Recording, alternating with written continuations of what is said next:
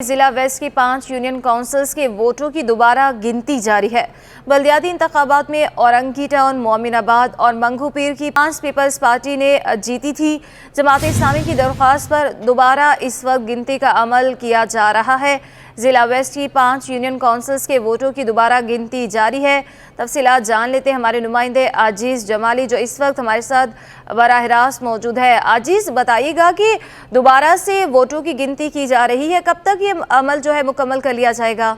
जी देखिए, तकरीबन 12 बजे ये वोटों की गिनती का अमल शुरू हुआ था।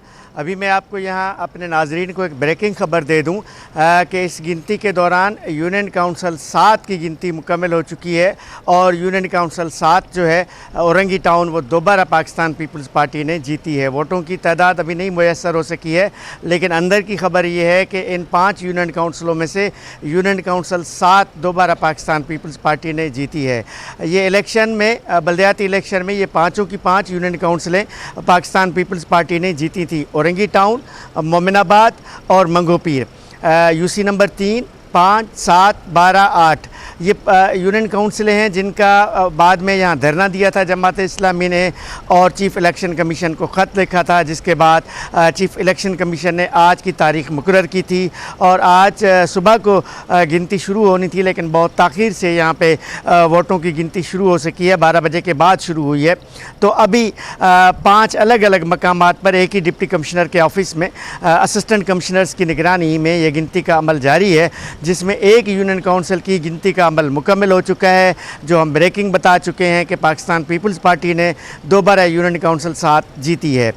यहाँ पे मैंने देखा कि अंदर जब वोटों की गिनती हो रही थी तो पाकिस्तान पीपल्स पार्टी, जमात इस्लामी और पीटीआई के उम्मीदवार या उनके हमदर्द या उनके नुमाइंदगान गिनती के अमल के दौरान मौजूद थे। डिप्टी कमिश्नर वेस्ट ख़ुद इस अमल की निगरानी कर रहे हैं और यहाँ मेरी कुछ पाकिस्तान पीपल्स पार्टी और कुछ पीटीआई के लोगों से बात हुई है तो पीपल्स पार्टी के लोगों का दावा है कि कोई इसमें गड़बड़ नहीं है और 5 की 5 यूनियन काउंसिलें पाकिस्तान पीपल्स पार्टी जीत जाएगी। बहरहाल ये हम नहीं कह सकते जब तक इसका बाकायदा कोई ऐलान नहीं किया जाता। यूसी 7 का भी बाकायदा कोई ऐलान नहीं हुआ, ये सिर्फ ज़राए की खबर है, लेकिन अभी तक इस एक के अलावा बाकी 4 यूनियन काउंसिलों में गिनती का अमल अभी तक जारी है और इसका हतमी फ़ैसला 7 से 8 बजे तक शायद आ जाए। जी अच्छा आजीज, बताइएगा कि दोबारा से गिनती का अमल किया जा रहा है तो क्या लग रहा है, क्या इस बार रिजल्ट जो है वो चेंज होंगे या जो पहले रिजल्ट थे उसी तरह से रिजल्ट दोबारा से आएंगे? देखिए, इसमें अहम बात यह है कि आज सुबह से ही मंगोपीर रोड भी बंद है। सुबह को कंटेनर लगा के बंद कर दिया गया था, वो अभी तक बंद है, जिस वजह से आवाम बहरहाल मुश्किलात का सामना कर रहे हैं। लेकिन जो आपका सवाल है इस पर कुछ नहीं कहा जा सकता। जमात इस्लामी का दावा था कि वोटों की गिनती सही नहीं हुई है और उनके पास फार्म 11 जो हैं वो उनके पास हैं और उनके फार्म मुख्तलफ हैं। इसी वजह से इलेक्शन कमीशन में इस नतीजे को चैलेंज किया गया था, लेकिन एक यूसी का नतीजा आ चुका है, वो वही दोबारा पीपल्स पार्टी ने जीती है। पीपल्स पार्टी का दावा है कि उनके जो नताइज हैं वो फेयर हैं और कोई चेंजिंग नहीं होगी। बहरहाल ये दावे हैं और तब्दीली हो भी सकती है। मुझे नहीं मालूम कि क्या सूरत हाल होगी, जिसका बाकायदा यहाँ पे डिस्ट्रिक्ट रिटर्निंग अफसर की जानिब से ऐलान किया जाएगा। जी शुक्रिया आजीज जमाली, हमें तफसीलात से आगाह करे थे। वोटिंग का अमल इस वक्त जारी है, जिसका रिजल्ट जो है एक्सपेक्ट किया जा रहा है कि 7 से 8 बजे तक आ जाएगा और ये दोबारा से गिनती की जा रही है वोटों की जमात इस्लामी की दरख्वास्त पर। शहर कायद में एलपीजी की मनमानी कीमतों पर फ़रोग जारी है। एलपीजी 10 रुपये किलोग्राम सस्ती होने के बाद 270 रुपये की हो गई, लेकिन बाज़ इलाकों में अब भी 280 रुपये किलोग्राम में फ़रोग की जा रही है। मज़ीद तफ़सीलात जान लेते हैं हमारे नुमाइंदे काविश मेमन से। काविश, आगाह कीजिएगा। जी बिल्कुल, देखें कराची में गर्मियों का आगाज़ हो चुका है और किसी हद तक गैस की लोड शेडिंग में भी जो है वो मामूली कमी वाक़ई ज़रूर हुई है, लेकिन एलपीजी की बात कर ली जाए तो उसकी कीमतों में जो है वो कमी नहीं आ रही। जहां एलपीजी 300 से 320 रुपये में फ़रोख्त हो रही थी, वहां अब 270 से 280 तक तो आ चुकी है, लेकिन उसके बावजूद जो रक्षा ड्राइवर्स हैं वो अब भी नाखुश हैं। उनका ये मुतालबा है कि कीमतों में मज़ीद कमी भी की जाए। मेरे साथ एक रक्षे वाले मौजूद हैं, उनसे बात भी करते हैं। बताइएगा, एलपीजी तो सस्ती हो रही है, आप क्या चाहते हैं, मज़ीद कितनी सस्ती हो? मैं तो चाहता हूँ मस्जिद और सस्ती हो, हम कारोबार करते हैं, हमारा काम चलता है। लेकिन ये गर्मी का सीज़न है, पहले तो 150 से 170 में मिल रही थी, अब 270 की ना मैक्सिमम 280 से मिल रही है। हम गाड़ी चलाते हैं, मैं पेट्रोल पे गाड़ी चला रहा था तो मैंने सोचा अभी एलपीजी शायद गर्मी का सीज़न है, कम होनी चाहिए अभी, लेकिन वो पेट्रोल के बावजूद एलपीजी भी उसका रेट बढ़ रहा है। और इस तरफ जैसा पेट्रोल का रेट बढ़ रहा है एलपीजी से तो डबल रेट में आ गया हमें मिल रही है। हम शहरी है, क्या काम करेंगे हम, इसमें हम क्या बचत करेंगे, आप ये बता दें। जी बिल्कुल, रिक्शा ड्राइवर्स का भी ये कहना है कि महंगाई के इस दौर में गुजर बसर करना मुश्किल हो चुका है और उन्होंने ये मुतालबा किया है कि एलपीजी की कीमतों को उनमें फ़ौरी तौर पे कमी की जाए ताकि जो रिक्शा ड्राइवर्स हैं वो अपना रोज़गार को आगे बढ़ा सकें। जी, बल्दिया उस्मा कराची के महकमे सिटी वार्डन के मुलाजमीन का कोई पुरसाने हाल नहीं। सड़कों पर मौजूद सिटी वार्डन ट्रैफिक कंट्रोल करने के साथ साथ अपने हकूक़ के लिए भी जिद्दोजहद कर रहे हैं। इस वक्त वार्डन्स के साथ हमारे नुमाइंदे जुनेद जावेद मौजूद है, उनसे जानते हैं कि वार्डन्स के मसाइल क्या हैं। जुनेद, आगाह कीजिएगा। देखिए जी, 3 करोड़ की आबादी वाले शहर कराची में मेट्रोपॉलिटन कॉरपोरेशन के जो अमला है वो बहुत ज़्यादा तंग आ चुका है। इनके तंग आने की वजह जो है इनके प्रमोशंस हैं। कराची का सिटी वार्डन का जो महकमा है वो रोज़ाना के बुनियाद पर सड़कों पर भी खड़ा रहता है, ट्रैफिक कंट्रोल करता हुआ भी दिखाई देता है। हमारे साथ कुछ सिटी वार्डन मौजूद हैं, हम इनसे जानते हैं कि इनके मसाइल क्या हैं। भाई, कौन से मसाइल हैं जो आप लोग के हल नहीं हो रहे हैं? आप लोग क्या मुतालबात चाहते हैं? बिल्डिंग गिर जाए, बिल्डिंगों के पास खड़े होते हैं, कुछ जल जाए वहाँ पे भी खड़े होते हैं। ऐसी कौन सी जगह नहीं है जहाँ हम जाते नहीं है? हर जगह में मतलब हमें गुंजाइश है एक्स मिनिस्टर कराची से और हमारे राजा रुस्तम साहब हमारे जो डायरेक्टर है उनसे गुजारिश है हमारे लिए बारे में कुछ सोचा जाए। हम कब तक हिस्सा करते हैं कि हमारे बच्चे हैं छोटे छोटे, मेरी 4 बेटियाँ हैं, एक बेटा के लाजमी बात है। अब मेरी तनख्वाह इतनी है, तनख्वाह में किस तरह गुजारा चलेगा? मेरा गुजारा बिल्कुल नहीं। बिल्कुल जी, तनख्वाह बहुत कम है और अपग्रेडेशन का मसला जो है वो अभी तक खटाई में है। एक और सिटी वार्डन हमारे साथ मौजूद है। भाई, क्या मुतालबात है आपके? हम जो है आवाम की खिदमत के लिए हाजिर है हमेशा और 14 साल से ये करते आ रहे हैं और इंशाल्लाह आवाम की खिदमत करते रहेंगे। तो मेरी गुजारिश है हुक्मरान से, आला हुकाम से, हमें अपग्रेड किया जाए। सर, इस तनख्वाह में गुजारा नहीं हो पाता सर। बिल्कुल जी, इस तनख्वाहों में इनका गुजारा नहीं है। इनका जो मामला है वो इस वक्त सेक्रेटरी बल्दियात के कोर्ट में है क्योंकि सेक्रेटरी बल्दियात की जो टेबल है उसके ऊपर इनकी अपग्रेडेशन की फ़ाइल मौजूद है। महकमे की जानिब से यानी सिटी वार्डन के जो महकमा है उनकी जानिब से फ़ाइल बनाकर भेज दी गई, लेकिन 5 माह से फ़ाइल जो है सेक्रेटरी बल्दियात के पास रखी हुई है जिसके ऊपर अभी तक उन्होंने दस्तखत नहीं की। वार्डन के जो महकमा है इसके अंदर हम देख रहे हैं कि जो वार्डन है उसका ग्रेड 7 है और 14 साल गुजर जाने के बाद भी जो है वो अभी तक 7 ग्रेड के ऊपर ही अपनी नौकरी कर रहे हैं। जी, कराची में मलिर एक्सप्रेस वे का तामीराती काम तेज़ी से जारी है। गुज़श्ता 1 साल से जारी मंसूबा 2.5 साल से मुकम्मल होगा। मलिर एक्सप्रेस वे की तमीर से हाईवे पर कायम सोसाइटीज़ के रहायशियों को अंदरून शहर आने में भी आसानी होगी। तफसीलात जानते हैं आदिया नाज से। आदिया, बताइएगा। बिल्कुल, अब वो आबादियाँ जो कि कराची से बाहर हैं उनको भी सहूलत होगी। उसकी वजह ये कि ये मलिर एक्सप्रेस वे जो है इसकी तामीराती काम शुरू हो चुका है। तकरीबन 1 साल होने वाला है इसके तामीराती काम को और ये तामीराती काम जो है वो काठोर से शुरू हो रहा है। यहाँ कयूमाबाद से शुरू होकर काठोर पर जाके अख्ताम पजीर होगा और वो लोग जो हाईवे की साइड से यहाँ शहर के अंदर आना चाहते थे या DHA की तरफ आना चाहते थे उनको जो है इससे बहुत ज़्यादा सहूलत हो जाएगी। और फिर इसके अलावा ये भी बताया जा रहा है ये मनसूबा जो है वो तकरीबन 2.5 साल में मुकम्मल करने की नवीद सुनाई गई है। किसी हद तक इसका काम जो है वो मुकम्मल कर लिया गया है। सबसे ज़्यादा मुश्किलात जो हैं वो यहाँ राइट साइड पर जो इकरा यूनिवर्सिटी उसके अपोजिट वहाँ पर पेश आई थी क्योंकि वहाँ डंपिंग स्टेशन है और उसको कचरे को वहाँ से हटाना, सफाई करना, फिर उसके बाद वहाँ से ट्रैक को निकालना बहुत मुश्किलात दरपेश रहीं। ताहम बताया जा रहा है कि कोशिश की जा रही है कि इस ट्रैक को जो है वो जल्द से जल्द मुकम्मल कर लिया जाए। मलिर एक्सप्रेस वे कराची के रिहायशियों के लिए वो लोग जो कि पहले ट्रैफिक जैम में फंसे रहते थे, आयशा मंजिल की तारीफ से उनको आना पड़ता था क्योंकि वो जो टाउन सोराब गोट है वहाँ से उसको सीधा रोड जो था वो बड़ी मुश्किलात उससे दरपेश रहती थी। ट्रैफिक का बहाव जो है उसको बहुत ज़्यादा आसानी होगी। जो ट्रैफिक मुश्किलात से होता हुआ यहाँ पहुँचता था वो अब यहाँ पर आसानी जो है वो कयूमाबाद पर आकर सुकून से जो है वो सफ़र करते हुए तमाम गाड़ियों को यहाँ ला सकेंगे। तो बहुत जल्द इस मंसूबे को जो है वो मुकम्मल करने की नवीद सुनाई जा रही है। जी, और ख़बर शामिल करें, आपको बताएं कि 5 रमज़ानुल मुबारक हो जाने के बावजूद बल्दिया उज़्मा कराची अपने ऐलान करदा रमज़ान बचत बाज़ारों के क़याम में नाकाम है। पहले 10, फिर 12 और फिर 13 बाज़ार लगाने का फ़ैसला हुआ था, मगर एक मरतबा फिर ये फ़ैसला तब्दील किया गया है। इस मामले को जानते हैं रिजवान अहमद से। रिजवान, बताइएगा। जी बिल्कुल, रमज़ानुल मुबारक की 5 तारीख हो चुकी है, लेकिन KMC की जानिब से रमज़ानुल मुबारक से कबल जो हिकमत अमली तैयार की गई थी बचत बाज़ार लगाने की, 10 बाज़ार इब्तदाई तौर पर बताया गया था कि रमज़ान बचत बाज़ार लगाए जाएंगे। उसके बाद ये तादाद 12 बताई गई, फिर 13, लेकिन बाज़ार एक भी नहीं लग सका शहर में। और इस सिलसिले में KMC के हुक्काम क्या कर रहे हैं ये जानने के लिए हमारे साथ मौजूद हैं मेट्रोपॉलिटन कमिश्नर शुजात हुसैन, बल्दिया उज़्मा कराची। बात करते हैं इनसे। बहुत शुक्रिया सर, फरमाइएगा बाज़ार क्यों नहीं लग सके? बाज़ार इसलिए नहीं लग सके कि आपने देखा कराची के अंदर 155 बाज़ार पहले ऑलरेडी चल रहे हैं, जहाँ पे हर चीज़ तकरीबन मैसर है सिवाय तेल, घी और आटे के। तो जब हमने ये चीज़ ऑब्ज़र्व की तो सैलानी वालों के साथ हम सर जोड़ के बैठे और हमने फिर ये डिसाइड किया कि हम उन बाज़ारों में जो सैलानी लगा रहा है 9 बाज़ार, उसके अंदर सिर्फ हम तेल, घी और आटा फ़रोख्त करेंगे 30% डिस्काउंट के साथ। ये मुझे बताइएगा कि ये इनकी फरहमी जो है उसको यकीनी बनाने के लिए क्या इकदाम उठाए गए? कि हमने इन 9 जगहों पे तो फरहमी यकीनी बनाने के लिए जो ना इकदाम किए हैं और ये इंशाल्लाह आपको नज़र आ जाएंगे, बुध से ये स्टार्ट हो जाएगा इंशाल्लाह ताला। अच्छा, ये मुझे बताइएगा, ये जो बाज़ार आपके लगेंगे किन इलाकों को आपने फौकियत दी है, कहाँ लगेंगे? देखिए, ये औरंगी टाउन में है, कोरंगी में है, फेडरल बी एरिया में है, नुमाइश पे है, इसी तरीके से कोई 9 बाज़ार लगेंगे।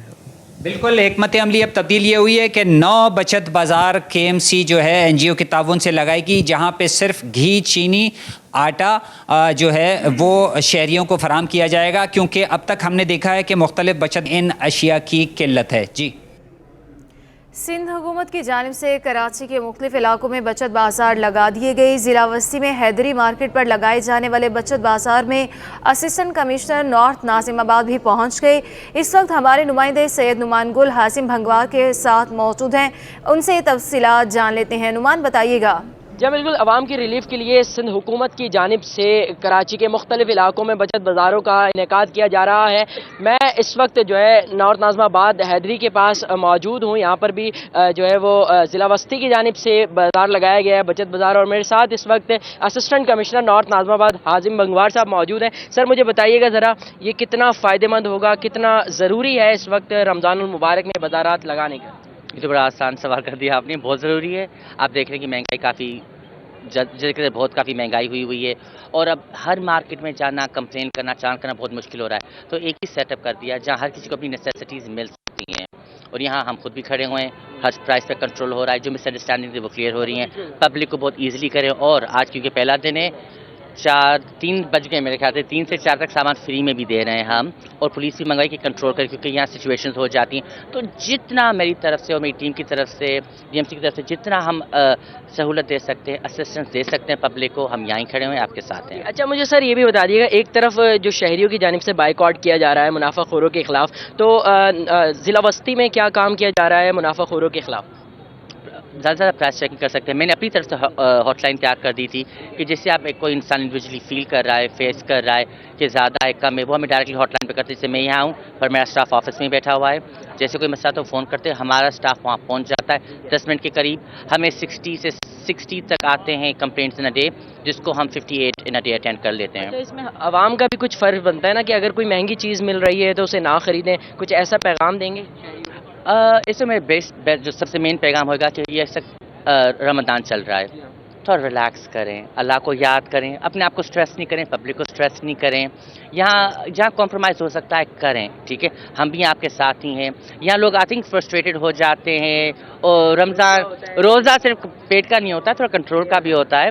तो प्यार मोहब्बत से रमज़ान अल्लाह को याद करें, थोड़ा रिलीफ एक दूसरे को भी दें, और आपकी जो कंप्लेंट्स हैं थोड़ा पेशेंट रहें। हम भी इंसान जितना हो सकता है हम कर रहे हैं। देखिए, सुबह से मैडम खड़ी हुई हैं, ये इन्होंने ही रातों रात पूरा सेटअप करवाया, हम सब हैं यहाँ। तो आप भी थोड़ा रिलैक्स करें, और जो बिज़नेस वाले हैं ये कहूँगा कि दोबारा भाई रमज़ान है, इस वक्त बिज़नेस कम, थोड़ा लोगों के बारे में सोचो तो बेहतर हो जाएगा। बहुत बहुत शुक्रिया। हाजिम भंगवार साहब हमारे साथ मौजूद थे, और कराची में ज़िला वस्ती में ये जो बचत बाज़ार लगाया गया है वो आवाम की सहूलत के लिए लगाया गया है, और आज से इसका आगाज़ किया जा रहा है। जी बहुत शुक्रिया। हुकूमत सिंध की जानिब से माह रमज़ान में बचत बाज़ारों का आगाज़ कर दिया गया। शहरियों ने महंगाई से रिलीफ देने के लिए हुकूमत सिंध का इकदाम खुश आइन करार दे दिया। इस पर तफसीलात जान लेते हैं हमारे नुमाइंदे बसीम इफ्तिखार से। बसीम, बताइए बताइएगा। आज बिल्कुल आवाम को महंगाई से रिलीफ देने के लिए हुकूमत सिंध की जानिब से कराची के मुख्तलिफ इलाकों में बचत बाज़ार लगाए गए हैं। मैं इस वक्त मौजूद हूँ नाज़रबाद हादी मार्केट के करीब UC 45 में लगाए गए बचत बाज़ार में। आप देख सकते हैं कि यहाँ पर मुख्तलिफ ज़रूरत ज़िंदगी की अशिया, बिलखुसूस अगर हम आटे की बात करें तो आटा यहाँ पर मौजूद है, चीनी यहाँ पर मौजूद है, इसके साथ साथ शरबत यहाँ पर मौजूद है। रमज़ान मुबारक में बिलखुसूस फ्रूट का इस्तेमाल बढ़ जाता है, तो यहाँ पर हम देख रहे हैं कि मुख्तलिफ फ्रूट्स जो हैं वो यहाँ पर मौजूद है। तेल और घी की सूरत हाल भी हम देख रहे हैं कि यहाँ पर मौजूद है। यहाँ पर आने वाले जो शहरी हैं उनसे जानते हैं कि आप ये बताइएगा अंकल के जिस तरीके से महंगाई है और हुकूमत की जानिब से ये जो बचत बाज़ार लगाया गया है, इस पर आप क्या कहेंगे? माशाल्लाह बहुत अच्छा इंतज़ाम किया है इन्होंने। बचत बाज़ार से लोगों को बड़ा रिलीफ मिलेगा और अच्छा उनको आसानी हो जाएगी, तो बहुत अच्छा इक़दाम है ये गवर्नमेंट। बाहर क्या सूरत हाल है इन तमाम अशिया की? बाहर बहुत महंगा है। अब जो खरबूजा मैंने लिया है वहाँ पे तकरीबन 150 तक का है, यहाँ 120 तक मिल रहा है, तो मैंने अच्छी बात है, मैंने ले लिया, ख़रीदा। जिनको शहरियों से बात हुई, शहरियों की जानिब से जो हुकूमत सिंध का ये इकदाम है उसको सराहा जा रहा है और शहरियों का कहना है कि आम बाज़ारों में फ्रूट्स की कीमतें ज़्यादा हैं। जो खरबूजा है 150 रुपये किलो तक पे फ़रोख्त किया जा रहा है, तमाम बचत बाज़ारों में जो है और जो हुकूमत सिंध की जानिब से लगाए हैं वहाँ पे जो खरबूजा है वो आम मार्केटों के मुकाबले में उसकी कीमतें कम है। इसी तरीके से दीगर ज़रूरत ज़िंदगी की अशिया की कीमतें भी कम है और शहरियों का कहना है कि हुकूमत सिंध के इस इकदाम से उन्हें जो है वो महंगाई से रिलीफ मिलेगा। जी नाज़रीन, रमज़ान के बाबरकत महीने में जहाँ मुनाफाखोर सरगर्म है, वहीं मुख्तलिफ समाजी तंजीमों और सियासी जमातों की जानिब से आवाम की सहूलत के लिए बचत बाज़ार लग गए हैं। शाह फैसल कॉलोनी में महाजर कौमी मूवमेंट की जानिब से लगे बचत बाज़ार में शहरियों के लिए रियायती कीमत पर ज़रूरत की तमाम अशिया दस्तियाब हैं। मज़ीद तफसीलात इस पर बता रही हैं हमारी नुमाइंदा नमरा रियासत। नमरा, बताइएगा। बिल्कुल जी, महाजर कौमी मूवमेंट की जानिब से शाह फैसल कॉलोनी नंबर 1 में महाजर बचत स्टॉल यहाँ पे सजाया गया है, जिसमें सब्जियाँ, फल और दीगर जो है वो ज़रूरत की चीज़ें यहाँ पे आम मार्केट के मुकाबले में कम कीमत पर दस्तयाब है। मेरे साथ खुरम मकसूद साहब यहाँ के ज़िम्मेदारान मौजूद हैं, इस हवाले से उनसे मज़ीद जानते हैं। बताइएगा खुरम साहब कि कौन कौन सी अशिया यहाँ पर मौजूद हैं और कीमतों में कितना फ़र्क है? देखिए नहीं, इस वक्त यहाँ पर हमने आटा, पत्ती, चीनी, चावल, दालें और ऑयल, इसके अलावा और काफ़ी चीज़ें रखी हुई हैं, जिसमें शाम में हमारे यहाँ पे सूट वगैरह भी शुरू हो जाते हैं, जो कि मूसा जी क्वालिटी के सूट हैं और हम वो तकरीबन जो मार्केट में 4200 का 4500 का सूट है वो हमने यहाँ पे 2500 रुपये का लगाया हुआ है। इसी तरीके से आप ये जो चीज़ें देख रही हैं अभी कि मार्केट में धनिया, पुदीना, ये चीज़ें आपको मार्केट में 20 रुपये की गड्डी मिल रही है, लेकिन हमने 5 रुपये की लगाई हुई है। बाकी हमने ये जो लगाया हुआ राशन का तमाम आइटम्स लगाए हुए हैं, इसके अंदर हमने 30 से 35% डिस्काउंट दिया है लोगों को। जो होलसेल रेट है उससे भी कम में हम दे रहे हैं। बिल्कुल जी, उमूमी तौर पर जो बाज़ारों में जो कीमतें हैं उससे 30 से 35% जो है डिस्काउंट के साथ यहाँ पे तमाम चीज़ें मौजूद हैं। और ये बाज़ार जो है 21 मार्च से लगाया गया है, जो कि 23 अप्रैल तक जारी रहेगा। पूरे रमज़ान में यहाँ पर लोग आ सकते हैं और कम कीमत में यहाँ से चीज़ें ख़रीद सकते हैं। उसके साथ साथ अगर लोगों की बात की जाए तो यहाँ पर एक बड़ी तादाद में लोगों को देखने में मिल रहे हैं जो यहाँ आ रहे हैं और कम कीमत में, रियायत में यहाँ से चीज़ें ख़रीद के जा रहे हैं। जी, अब बात करें मौसम की, तो कराची वाले हो जाएं होशियार, बादल फिर बरसने को तैयार। शहर कायद में कल से 31 मार्च तक मेघा बरसेगा। महकमे मौसमियात के मुताबिक तेज़ हवाओं और गरज चमक के साथ बारिश होगी। आदिया नाज हमारे साथ मौजूद हैं। आदिया, मौसम का हवाल बताइएगा। बिल्कुल, एक मतलब महकमा मौसमियात ने पेशगोई की है कि कराची में बादल जो है वो बरसेंगे। पहली बहार की जो बारिशें थी वो तो गुज़िश्ता हफ्ते बरसी, लेकिन अब अगले हफ्ते से फिर से यानी कि कल से कह लीजिए कि बारिशें दोबारा से होने को तैयार हैं। इस हवाले से महकमा मौसमियात ने एक एडवाइजरी जारी की है, जिसके मुताबिक 28 से 30 तारीख तक जो है वो न सिर्फ कराची बल्कि मुल्क भर में बादल बरसेंगे। महकमा मौसमियात ने बताया कि मगरबी सिंध से हवाओं का एक सिलसिला जो है वो कराची के मगरबी हिस्से में दाखिल होगा, जिसके बाद मगरबी और वस्ती हिस्सों में बारिशें होंगी और ये बारिशें होंगी तकरीबन 28 से 30 मार्च के दौरान, जबकि ज्यादा इम्कान से बारिश होने के 29 से 30 मार्च में है। सिंध के मुख्तलिफ अजला भी इसकी लपेट में आएंगे, जिसमें सरपांचल, मीरपुर, खास, खट्टा, बदीन शामिल है। इसके अलावा और भी बहुत सारे ऐसे मुताबिक एरियाज हैं जहाँ पर न सिर्फ बारिश गरज चमक के साथ बारिश होगी बल्कि ज्यादा बारिश के इम्कान जी। 31 मार्च तक बारिशें होंगी। आदिया नाज, अब हमारे साथ रहिएगा। इस वक्त हमें ज्वाइन किया है डीजी मेट सरदार सरफराज ने। सर, बहुत शुक्रिया आपके वक्त का। कहिएगा कि कराची में शहर कायद में कल से 31 मार्च तक मेघा बरसेगा और कब तक जो है मज़ीद बारिश की पेशगोई की जा सकती है? जी बहुत शुक्रिया। देखिए कराची में 29 को चांसेस हैं। वैसे कल तो बलूचिस्तान के कुछ इलाकों में चागी डिस्ट्रिक्ट और पंजगुर और नीचे मकरान के कुछ इलाकों में मुतवक्के है बारिश, और कराची में 29 और 30 को फिर इम्कान होगा हल्की बारिश, कहीं बूंदाबांदी और कहीं हल्की बारिश है। और इसी तरह से सिंध के दीगर इलाकों में भी 29 और 30 को इम्कान है। तो 31 तक तो खैर बाकी मुल्क के जो इलाके हैं ना, बलूचिस्तान के बेशतर अजला और इसी तरह से पंजाब, कश्मीर, केपी, गिलगित बल्तिस्तान, उधर अच्छी तेज़ बारिश होगी सभी जगहों पर। किसी किसी जगह में तो मूसलाधार बारिश मुतवक्के है, खासकर केपी के जो वेस्टर्न इलाके हैं, फाटा और जनूबी जो इलाका है बन्नू और वज़ीरिस्तान वगैरह, उन इलाकों में तो कराची में हल्की बारिश है या बूंदाबांदी। 29 को ज़्यादा इम्कान है और हो सकता है 30 को भी हो, लेकिन ज़्यादा इम्कान 29 का ही है। जी 29 मार्च को बारिश का ज़्यादा इम्कान है। सरदार सरफराज DG मेट हमारे साथ मौजूद है। इसके अलावा आदिया नास हमारी रिपोर्टर हमें आगाह करी थी। आप दोनों का बहुत शुक्रिया।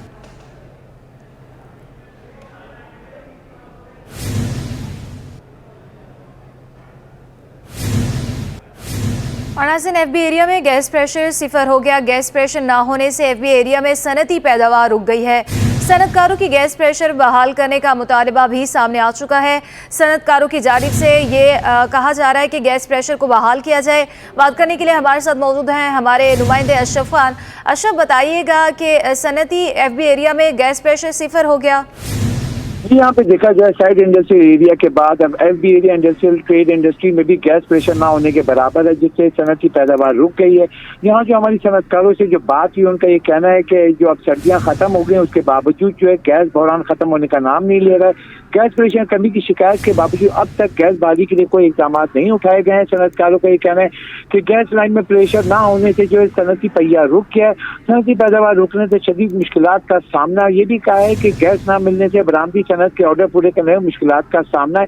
और यहाँ जो बॉयलर चलते हैं, जैसे कि आप स्क्रीन पे भी देख रहे होंगे, गैस प्रेशर की वीडियो भी दी है हमें कि जो गैस प्रेशर सिफर है और जिसकी वजह से बॉयलर भी नहीं चल पा रहे हैं और जो सनती पहिया इस वक्त रुका हुआ है।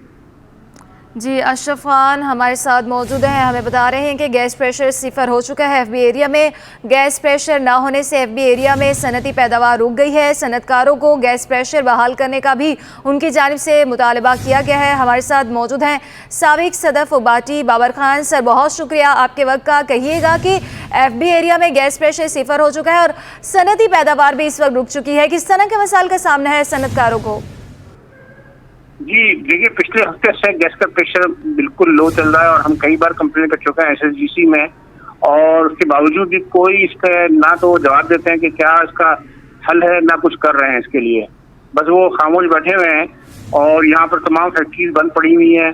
लोग कंप्लेन कर रहे हैं एसोसिएशन में, मुस्तकिल लोगों की कंप्लेन आ रही है एसोसिएशन में कि फैक्ट्री बंद है, लेबर बेरोजगार हो रही है और सारा इन निज़ाम बंद है। एक्सपोर्ट के ऑर्डर जो है वो रुके हुए हैं कि कपड़ा डाई नहीं हो सकता, प्रोसेस नहीं हो सकता, गैस है ही नहीं। तो जीरो प्रेशर पे इंडस्ट्री जो किस तरह काम करेगी? और कोई पॉलिसी इस गवर्नमेंट की, इस SSGC की समझ में नहीं आती। वो चाहते हैं कि इंडस्ट्री बंद हो जाए, क्या चाहते हैं कि कुछ भी समझ में नहीं आ रहा। या तो बताते हैं कि अपनी इंडस्ट्री बंद कर दें 2 महीने के लिए, 6 महीने के लिए एक्सपोर्ट बंद कर दें, मगर कोई ना तो वो ये ध्यान दे रहे हैं कि इसको बेहतर करेंगे। पहले ये कहते हैं कि सर्दियां हैं इसलिए गैस प्रेशर लो है। अब सर्दियां भी खत्म हो गई और अब भी गैस प्रेशर लो ही है, जीरो ही प्रेशर पे फैक्ट्रियाँ। मैंने अब कई क्लिप भेजी हैं फैक्ट्रीज की जहाँ पर तमाम काम बंद है और मीटर जीरो प्रेशर शो कर रहा है। जी, गैस प्रेशर ना होने से FB एरिया में सनती पैदावार भी इस वक्त रुक चुकी है। साबिक सदर फुबाटी बाबर खान और अशरफ खान हमारे नुमाइंदे हमारे साथ मौजूद हैं। आप दोनों का बहुत शुक्रिया।